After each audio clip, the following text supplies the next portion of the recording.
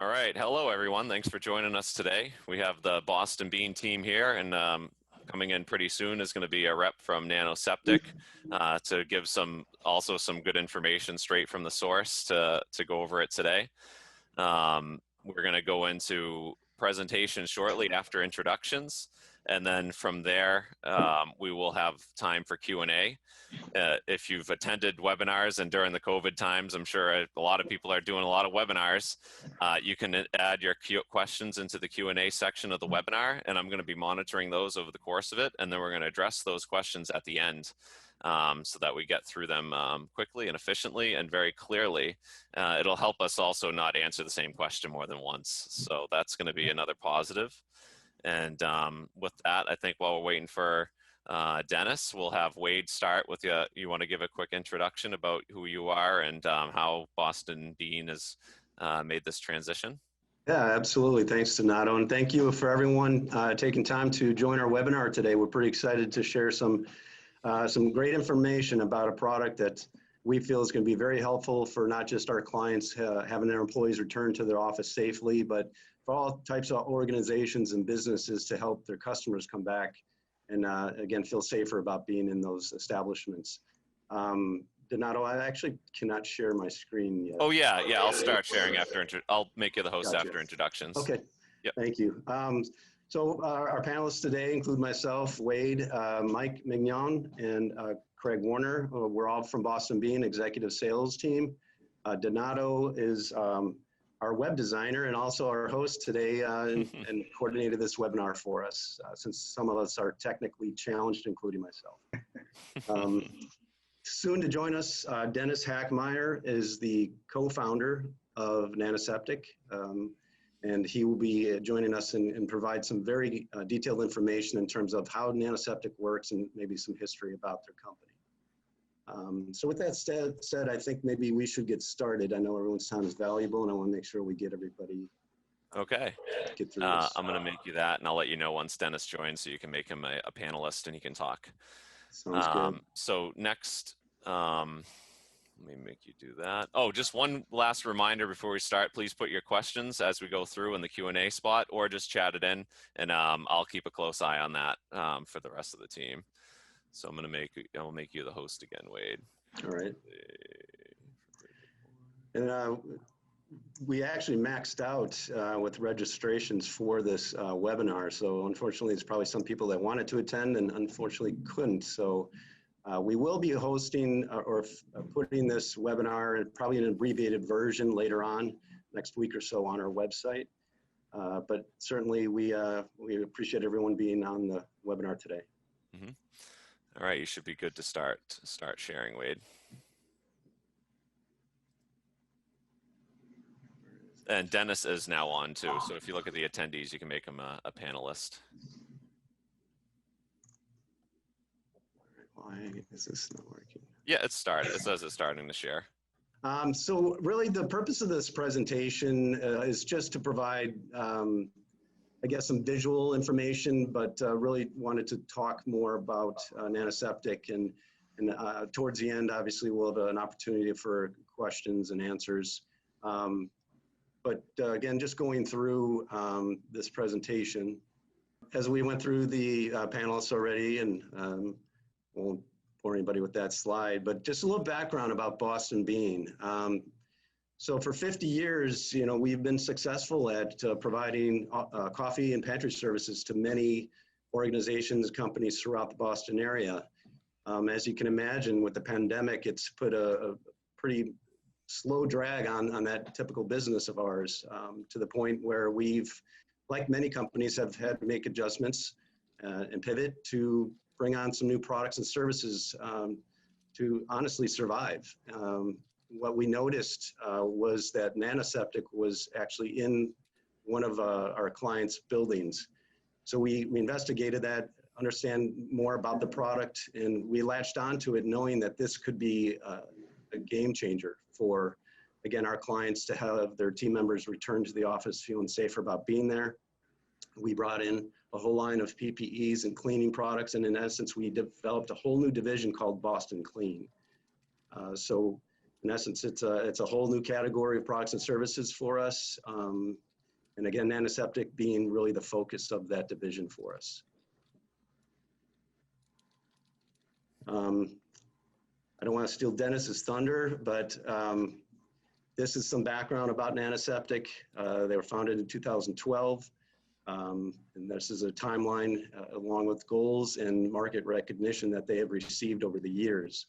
Dennis, how are you? Hi, Dennis. Pretty good. So we have the slide up, Dennis. Just maybe you could give a little more background about NanoSeptic, your history, and kind of how NanoSeptic was developed and why. Sure. Well, thanks for the opportunity to be here and share some time with some of your clients and the team at Boston Bean, Boston Clean. We really appreciate it. Yeah. So real quickly, we were founded back in 2012, 8 years ago. This past July, spent the first couple of years just doing a ton of lab testing, a lot of market research, modifying different substrates and materials that we're using. Then back in 2015, we received a $2 million research and development grant from the Commonwealth of Virginia. And that really allowed us to go out and do some higher end engineering, some QC, modifying the substrates, additional market research and lab testing. And then spring of last year, we decided to get out from underneath the R&D umbrella and actually grow the company. So we were very fortunate to have a very quick capital raise. The former CFO of the Carlyle Group was our sole investor, and we've been kind of launching since then, added probably 5 or 6 new products since last summer. When we started the company, we had 2 very distinct goals. One was to leverage technology and not toxins. So our product has no hazardous chemicals, no toxins, diluted poisons, anything like that. And it was very, very important for us for the product to be visible, and which is a big differentiator amongst some of the really great products, frankly, the disinfectants and sanitizers.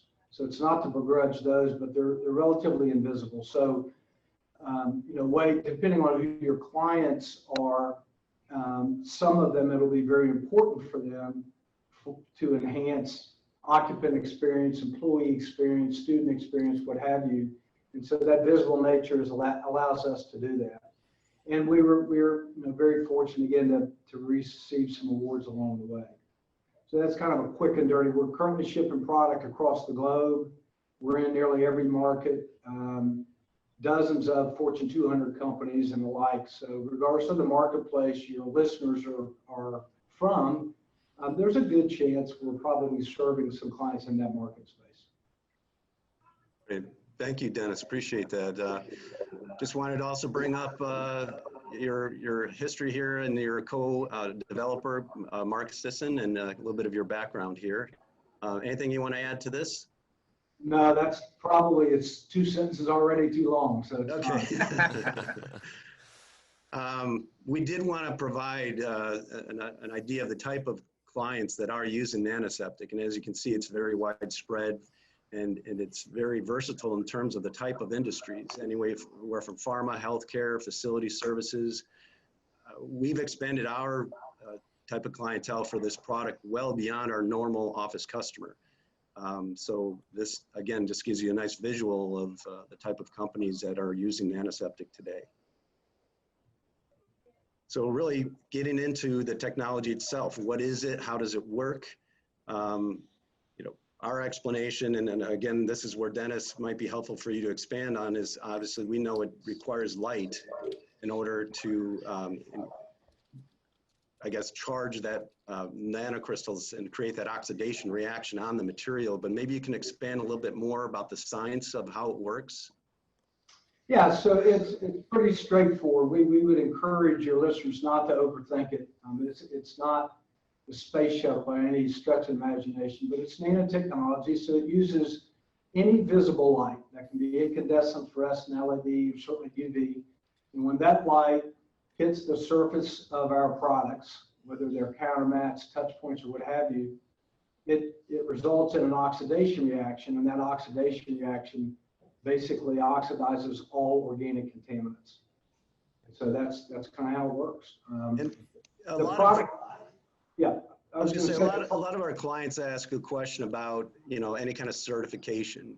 So maybe, can you explain why EPA certification, FDA, USDA, none of that is necessarily required for this product?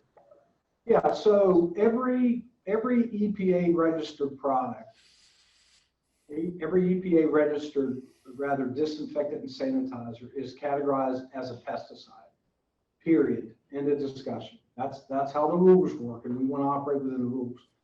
Because our product uses no toxins, no hazardous chemicals, diluted poisons like the old triclosan and those kind of things, we didn't want to be categorized as a pesticide. So what that does is, the good point is, we're very proud of the fact that we're a toxin-free product, but we're not an EPA registered product and don't want to be an EPA registered product until such time that the EPA, creates potentially a new category outside the pesticidal category.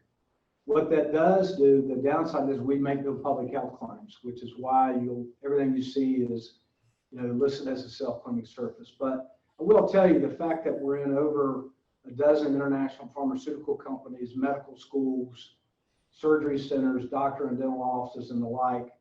In fact, the Navy just had an article that you may be referencing later, where Norfolk Navy shipyards using it. The DoD put out a press release on that as well. And the United States Navy's COVID rapid response team has been evaluating our stuff for about 2 months. Not sure where that's going to go, but all of those things lead to the fact that the product works. It's been tested multiple times in multiple labs in multiple countries. In fact, one of the ingredients in here that does much of the heavy lifting is probably in your toothpaste and sunscreen right now. So that's kind of how it works, in a nutshell. We can certainly answer any other questions later. Yeah, and I know there's probably some questions already in the queue, so we will address those at the end of the webinar. This next slide really, a typical question we get from a lot of people is, how long does it work? Once it starts working, the replacement timeline for that, we normally recommend 60 to 90 days, and that really does depend on how frequent that item's being touched, what kind of wear is taking place. Some higher touch areas will require, replacement much sooner than others. This particular slide does provide a lot of the information that Dennis was referring to in terms of lab studies and research reports, videos, newscasts. In fact, I'm just going to press on this one. Hopefully everyone can see this video and hear it. So Yes. Introducing the world's first continuously self-cleaning surfaces. NanoSeptic facility touchpoints turn dirty, high-traffic areas like door handles into continuously self-cleaning surfaces. NanoSeptic skins are disrupting the industry by making clean visible. Fight dirty. Now getting into the actual products that we distribute on behalf of NanoSeptic. There's clear film that we've actually had custom cut to fit all the touch screens of all of our coffee equipment and water filtration systems. But what we've realized is this film can then be further trimmed for other applications such as tablets and other various types of touch screens such as copiers and printers. This wide push bar is typical for crash bars or very large handles. This door handle sleeve for typical ADA door handles is a lifesaver, to be honest, in terms of applying NanoSeptic to this type of door handle because of the way it's shaped and the curve of the handle. The door push pad, typical for locker room doors, bathroom doors, interior doors. This particular size, again, is for smaller type of door handles, but in our world, these sizes are very versatile. Think of break room, kitchen environments where there's handles for refrigerators, microwave handles, dishwasher door handles. In our situation, cold brew tap handles. So there's a lot of versatility to this type of this size, which is 4x6 or 3x4. They now have shopping cart handles. So guess what? We now have grocery store chains that we work with for NanoSeptic. Typically, a lot of those NanoSeptic items we provide are sold by the box, sometimes 20, sometimes sometimes 25 to a box. And in some situations, maybe those sizes aren't necessary in that quantity. So we now have this jumbo sheet, which can be sold by the piece and trimmed to any specific size for limited needs in terms of quantities.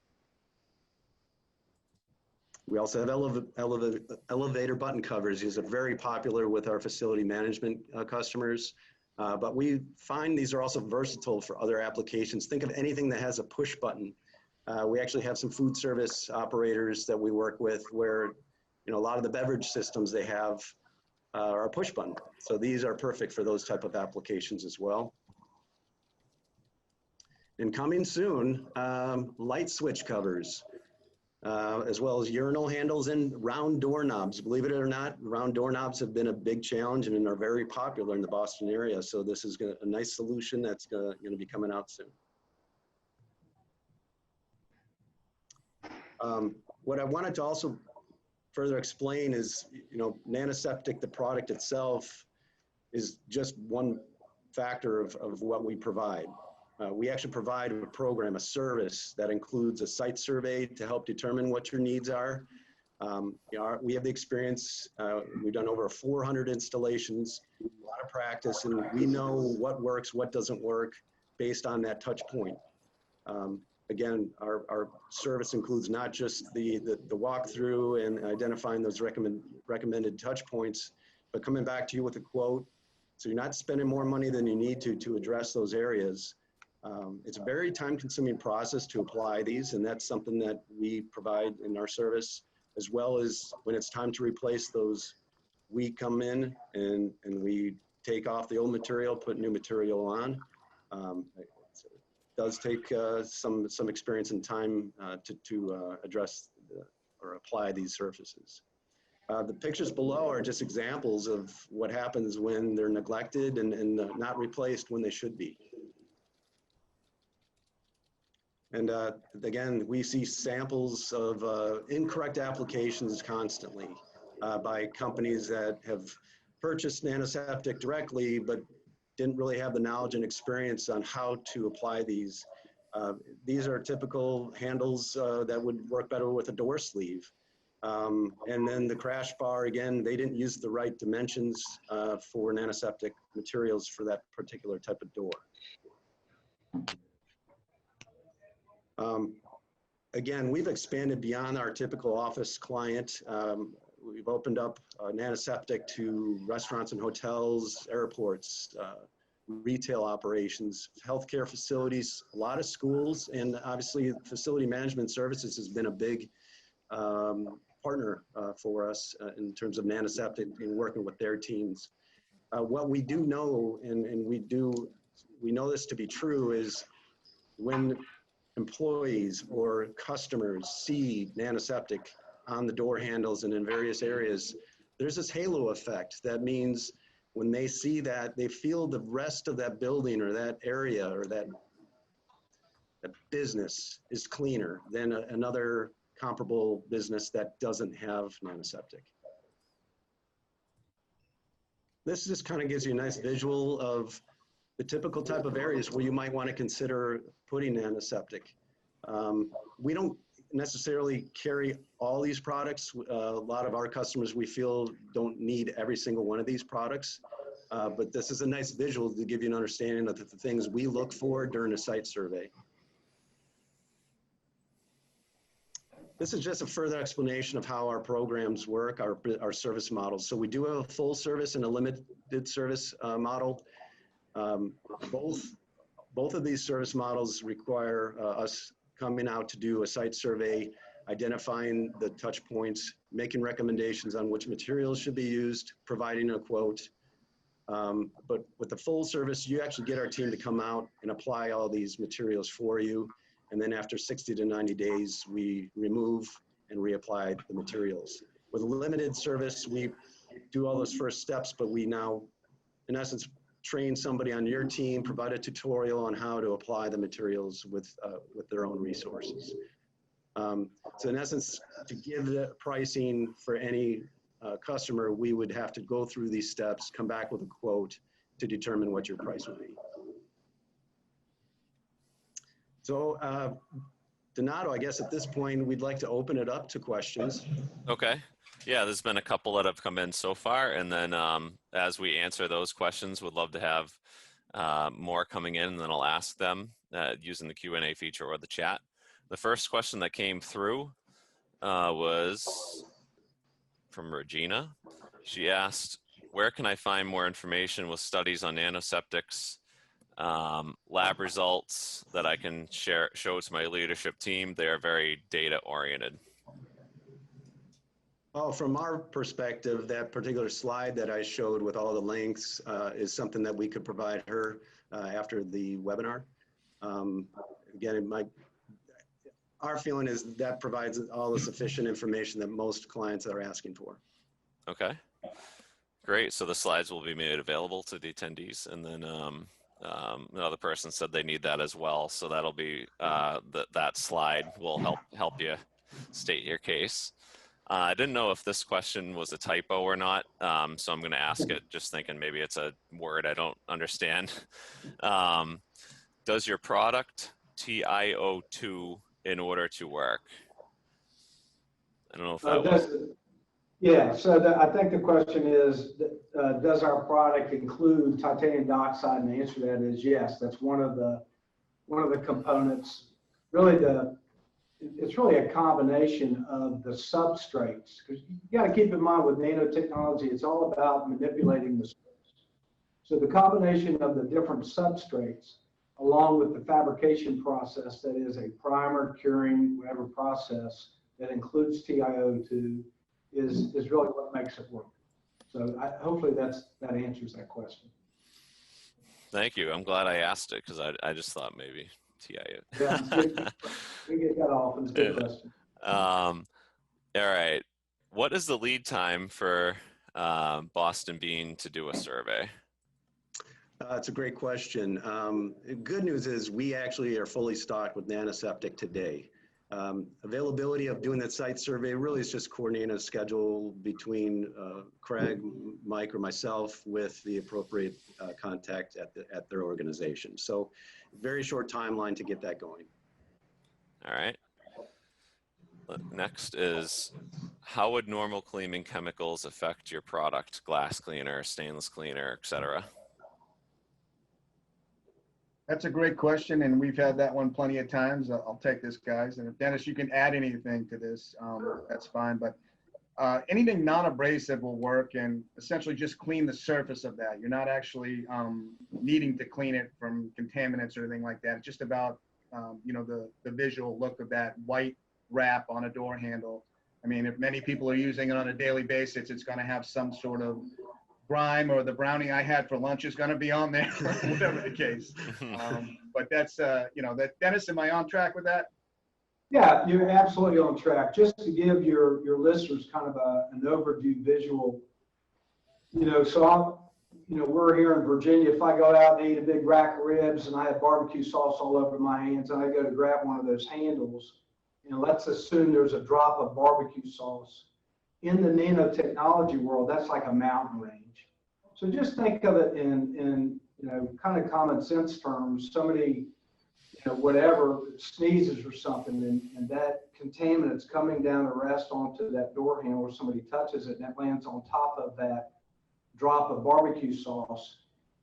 That's not good. That's why you want to remove any large-scale contaminants, so that the contaminant can come in contact with the nanoseptic surface so it can work. And if you think about it, those of you that are familiar with disinfectants and sanitizers, if you read the instructions, it will tell you to clean the surface first, then disinfect or sanitize. So it's really kind of along those same lines that you would do that. All right. Is the initial site survey free, or is there a fee? If yes, how much is it? There's no cost for the site survey. Again, it's built into either that full service or limited service program. All right. Have any companies installed these products in response to COVID? If so, how are the results? Greg, do you want to maybe provide a response to that one? Yeah, we've had some customers. I think the importance here is to realize that the optics involved and the halo effect that Wade spoke of earlier. If you can get beyond the fact that they can't test these chemicals because there's no chemicals, and realize the importance of that visual safety, they usually catch on to that pretty quickly and realize the importance of that. And I would say, to add to that, it's a little early in the game to understand, what type of effectiveness anything is having right now with what's going on. But, as we mentioned, it's that perception of showing that you're doing everything you can to make the people that you either employ or care about as safe as possible in their environment. And that's in conjunction with all the sanitation stations, directional arrows, everything that people on these safety committees, have to deal with on the day-to-day. Mm-hmm. Yeah, I would just add to that, if I can, Mike and Craig, that if you take a look at, if you recall the slide of clients, those clients have not ordered once. They've ordered 2, 3, 4, 5 times, whether it's Visa, MasterCard, shipping across the globe, the pharmaceutical companies like Merck, Abbott. The link, one of the links you provide spells out how the Department of Defense, Naval Sea Systems Command are using it. I think we'll kind of address that question that your listener posed. So. Yeah, and that's a good point, Dennis, because you got a lot of history with your product. For us, we're literally on the 60 to 90-day cycle right now of reapplying these products. It's starting as we speak. We're going back to these clients that we set up, a couple months ago or 3 months, depending on the client and the where. Sure. Okay.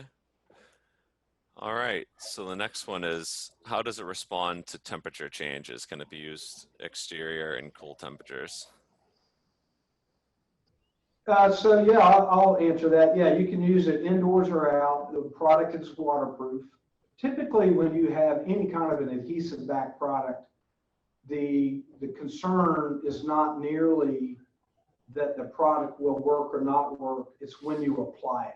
So that it's what's called an application temperature range. So you wouldn't put a label outside when it's 110 degrees out, and you probably wouldn't want to apply it when it's 20 degrees out, right? So you want to take some sense to apply it when it's kind of a normal temp as best as possible, but none of those temperatures are going to have any impact on either the efficacy or the use of the product. Just want to be cognizant of when you're actually applying it, that's a clean surface and those kind of things. Mm-hmm. All right. So next question, do these products need to be replaced more often in high traffic areas? If someone touched a door sleeve and someone else used that same door sleeve right after, is it still sanitary?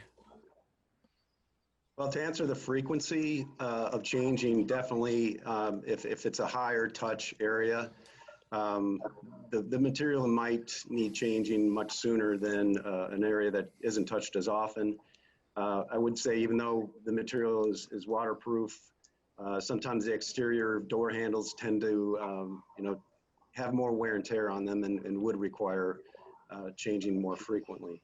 The second part of that question might be best to direct to Dennis. Sounds like a more detailed explanation on that.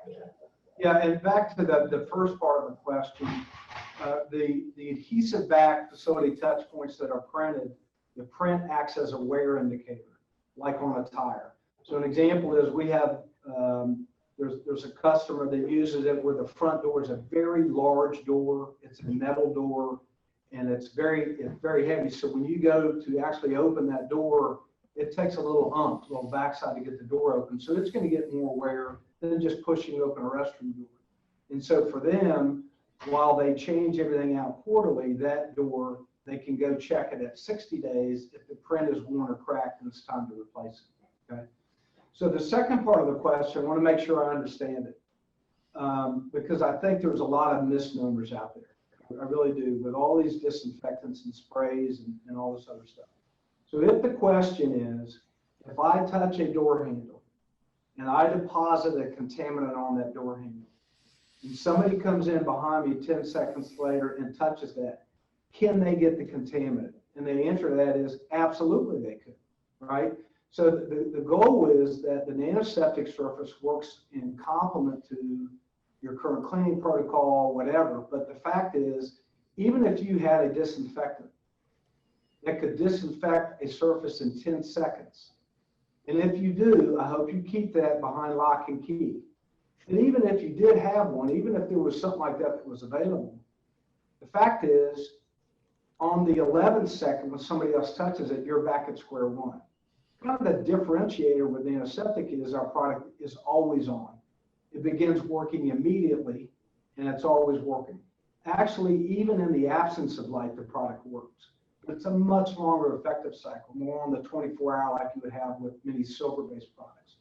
So, you know, the fact is that it's always on, you know, after every touch, and it's just not practical for anybody to be able to clean after every touch. That's kind of where it plays. It's in complement to those other products and services.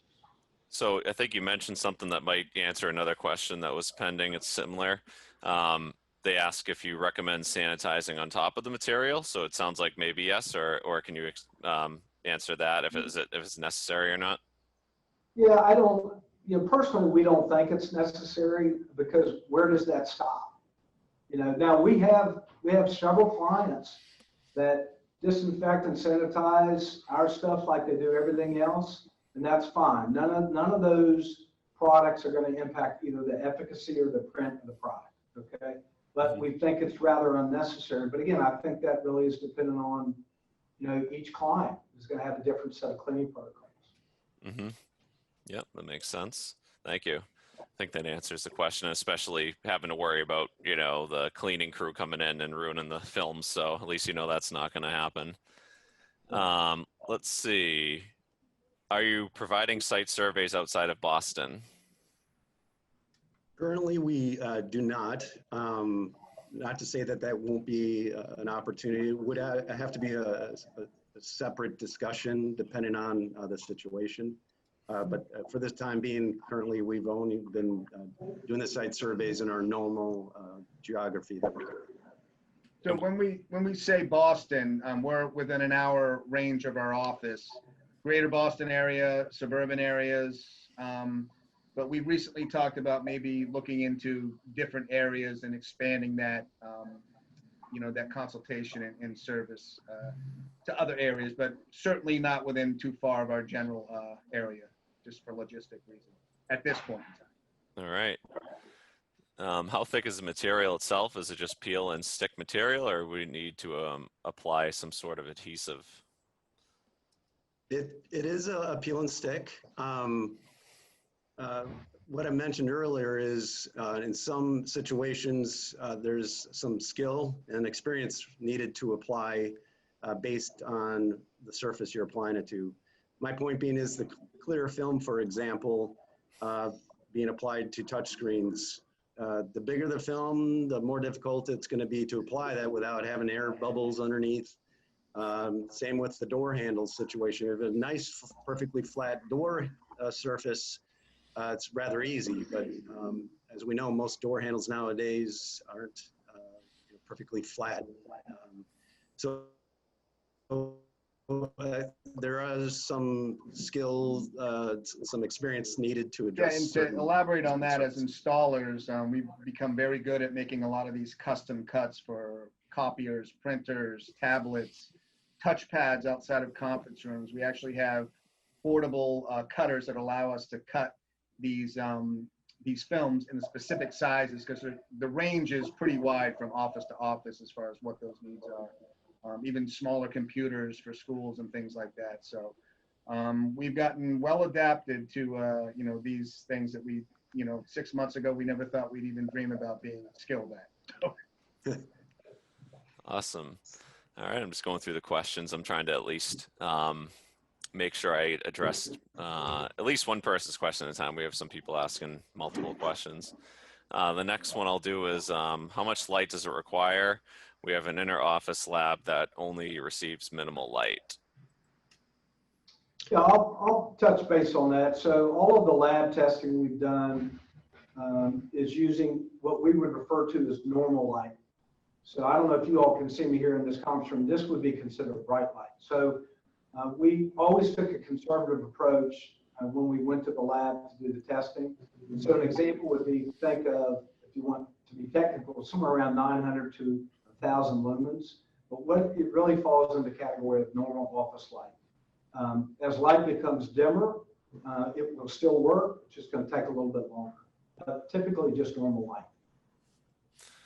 All right. Would your product and sheet work on a keyboards or a mouse? Sorry. Yeah, I was just going to say, we have folks who wrap their cell phones with it and wrapping everything you can imagine. So we don't promote that we have a product you would use on your mouse. Okay, we have a mouse pad or on your keyboard. That may be something that we look at in the future. I mean, we have all kind of prototypes that we've been developing for the micromobility market, for NASCAR, for PGA Tour, that will be coming out in the next couple of months. And so we always look at those things. Typically, is this something that we can make a good business decision on? Is there a need in the marketplace, and can we scale it? But right now, I think the correct answer is we don't have anything that really would be professional looking to put on your mouse. Mm-hmm. And that's a good point, Dennis. You know, when we do our surveys, we talk to our clients about what's realistic, right? As salespeople, you know, maybe we want to sell them everything we can as far as our products go, but is it realistic to wallpaper your environment and this or any other product that's protective like this? The answer is no. There's specific products designed for specific touch points, and it can go beyond that, but it's got to make sense. It's got to be functional. It's got to be aesthetically pleasing to the environment. All those things weigh into these decisions, you know, to us locally, but I'm sure Dennis deals with more than that on the daily basis as far as remote controls, things with raised buttons that aren't really functional. But if there's a way, it's going to happen through him and his technology. So that's down the road, I'm sure. Yeah, I'll give you an example. We ship lots and lots and lots of elevator buttons. And those buttons, as you all know, are rather domed buttons, and they're kind of stiff, and they work wonderfully. We've had two occasions, one from a major university and one from a big facility manager in Atlanta, where the elevator button was very sharply domed, right? And so our typical traditional elevator buttons just didn't work on that. They would start peeling off. So when you have clients that are willing to work with you and talk with you, you can test stuff. So we developed a flat, you can't buy it online. It's not available yet, but it's a very flat button that has a slit in it that they are now using at Fordham University, who's using it, and then a client down in Atlanta. And so far, they really like them. They work great. So when we come across different applications, we're going to try to make one, the number one filter is it touched by many, clean by few? You know, is it the right application? And then two is, can we make a quality product that's going to look professional and produce it to scale where when somebody needs it, we can ship it? That's going to be number two.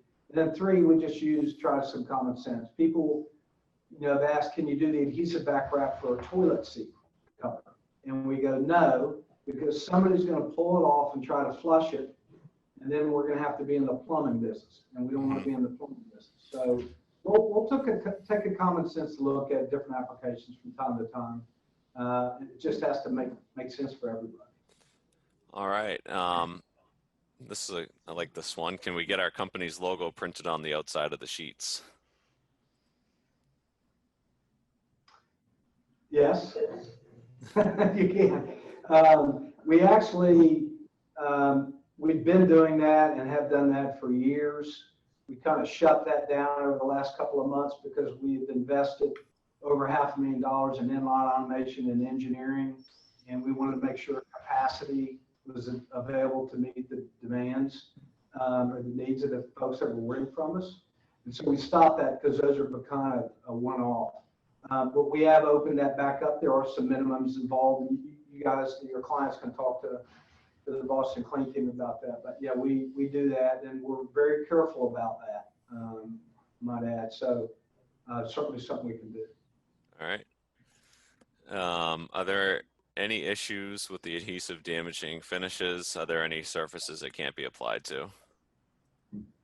Well, we would suggest you always test the surface, right? And there may be some environments where there may be some minimal residue left over, and because of the nature of the adhesive, it's the kind of glue that you can clean off, right, with UV gone or whatever, and then you're going to want to clean it again because it'll leave a film on there. So, but if you said, hey, I want to order $100,000 worth of product for my antique desk, we wouldn't sell it to you. Right? And I would, yeah, Boston Clean probably wouldn't either. So you always want to test it first, but very rarely we have those situations. All right. Let's see. Can you still provide the product if you're out of market? I'm guessing you can still help us determine the best products for our office even without site survey. That is a yes. All right, so that's good to. Always helpful, if I can jump in, and we've had a lot of people send us pictures, photographs of what they want covered, and we can give them a proposal after that. All right.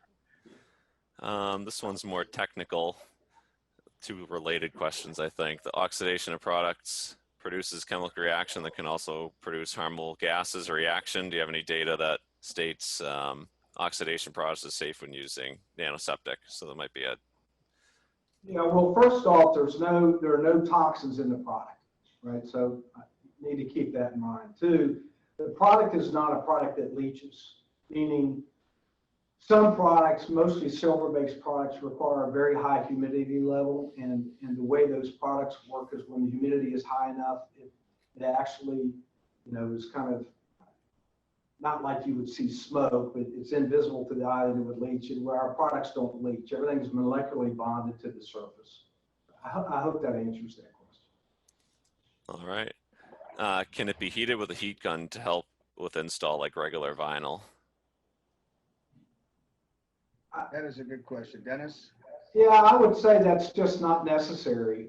We have a lot of installs, and we have yet to have a situation where a heat gun would be required. We tried to put together a product where it didn't have to have those other pieces of equipment, there. So I think I can't imagine a situation where that would be helpful. Okay.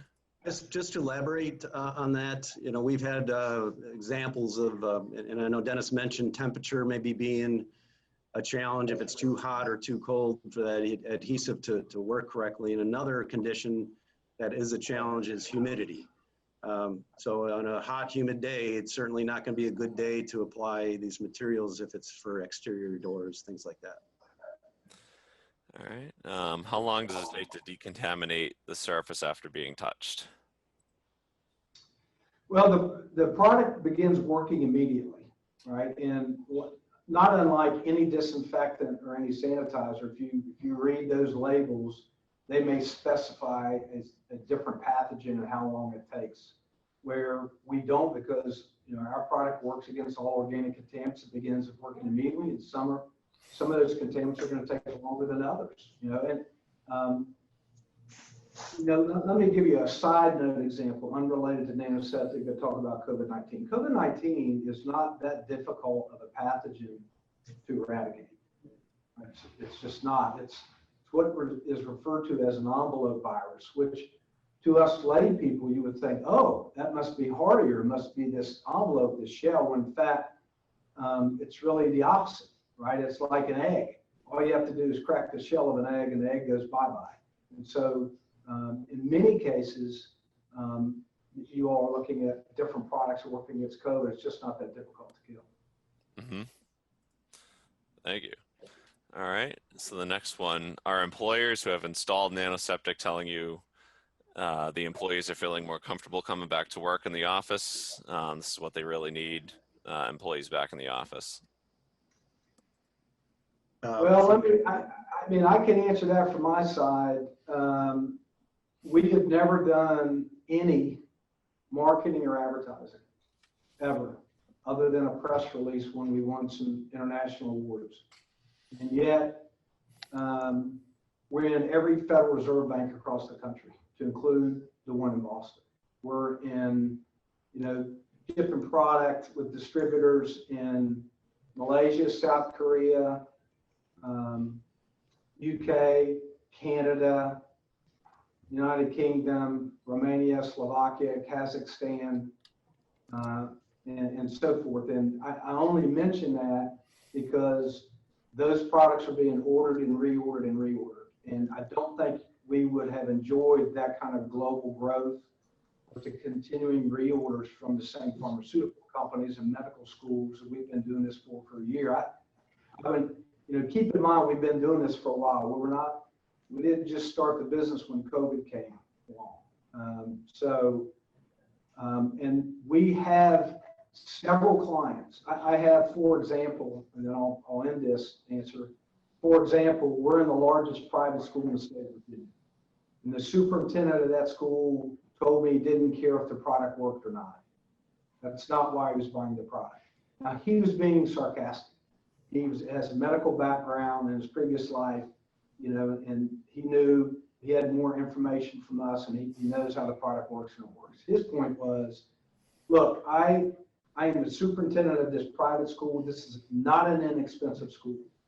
And so what happens is people come in, when they go to enter the school, they go to open the door, they're touching an antiseptic surface. They then come into a secure area and they have to sign in to get a badge. And they're actually signing in on an antiseptic counter mat. They get a badge, they go to unlock the door, they're grabbing an antiseptic handle. When the first room they go into is the library that uses our film and 35 some odd mouse pads. And then they complete the tour. And in his words, 9 out of 10 of those parents that have to make a difficult decision, am I sending my child to private school, public school? This one's very expensive. He said 9 out of 10 all are going to ask me about NanoSeptic, and that's my opportunity to say we use nanotechnology. It's the latest technology to keep this school a healthy, safe place for our students and our staff and our guests to come. And I think that speaks volumes, the continuous reordering, the global growth, and the fact that many folks, that the PR marketing value that it has to enhance patient experience, traveler experience, student experience, occupant experience if you're a facility manager, are kind of a big deal to many folks. Other folks, it's less important, but to many folks, the visible nature of the side and its ability to enhance employee experience is very good. Okay. So I'll jump in and just speak to what's going on here locally.